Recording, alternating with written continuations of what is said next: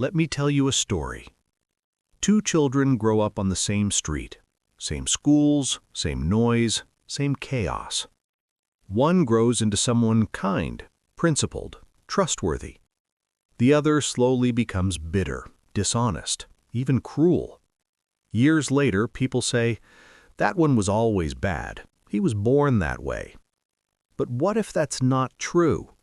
What if no one is born bad and what we call corruption is actually something that happens along the way? Today, we're exploring a difficult question.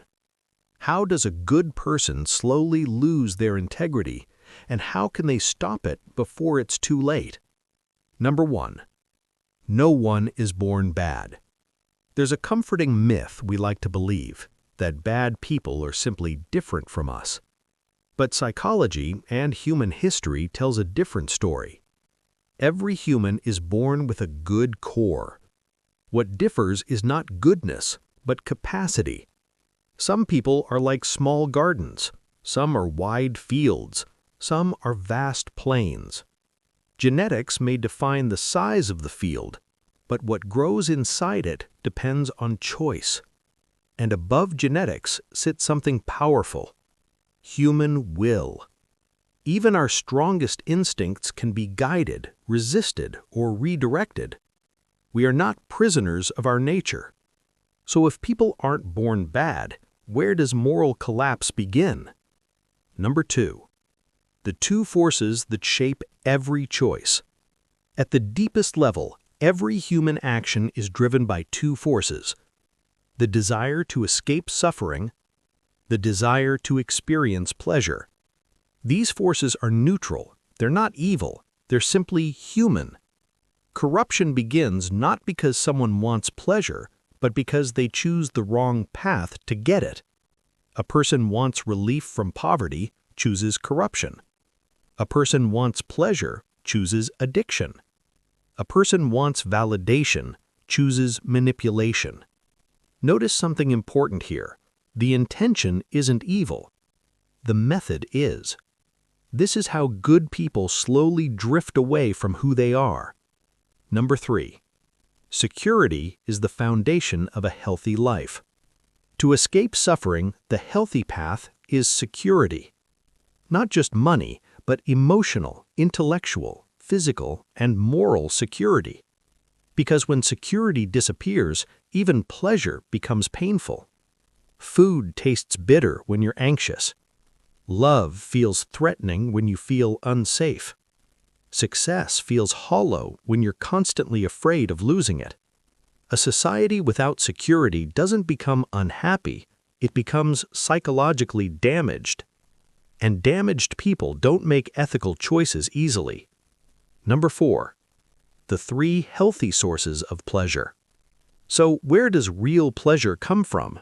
Not shortcuts, not self-destruction, but from 3 deep human sources: progress, becoming better than you were yesterday; love, real connection, not possession; and service, helping something beyond yourself, helping another human, caring for an animal, cleaning a space no one asked you to clean.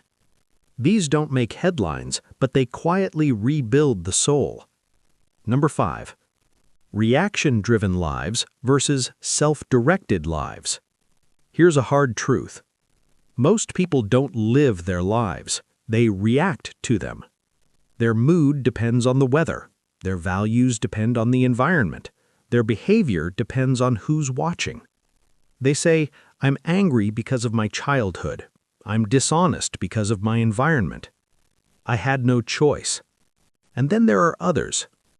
People who remain kind in harsh places, calm in chaos, generous in scarcity, like gold buried in mud, unchanged by where it lies. The difference isn't comfort, it's agency. Number 6. When power reveals who you are. Some people, when they do something wrong, feel it immediately. Guilt burns inside them until they make things right. Others feel pleasure. They brag, they feel proud, they wear wrongdoing like a badge of honor. The frightening part: they were once good too. Something broke early, and instead of healing, it hardened. This is why power doesn't create corruption, it reveals it. Number 7. Leaving your place, where many good people fall. One of the most common ways people lose integrity is by stepping into a position they cannot handle. Too much money, too much authority, too much temptation, too much attention. Not because they're weak, but because every human being has limits. A position that exceeds your moral capacity doesn't test you, it transforms you. The warning signs appear early: small compromises, justifications, harmless shortcuts. That's the moment to step back, because it's easier to avoid the fire than to escape once you're burning. Number 8. How to stay intact in a corrupt world. Staying good isn't passive, it's an active management.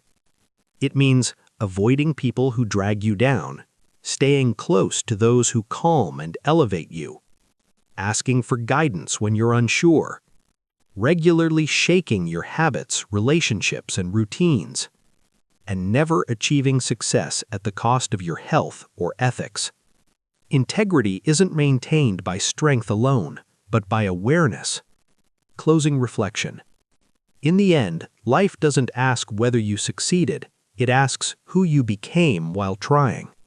You are always writing your story, or letting circumstances write it for you. So here's the real question. At what point does compromise begin? How close are you to your limits right now? And if you're honest with yourself, are you still in your place, or have you already stepped beyond it?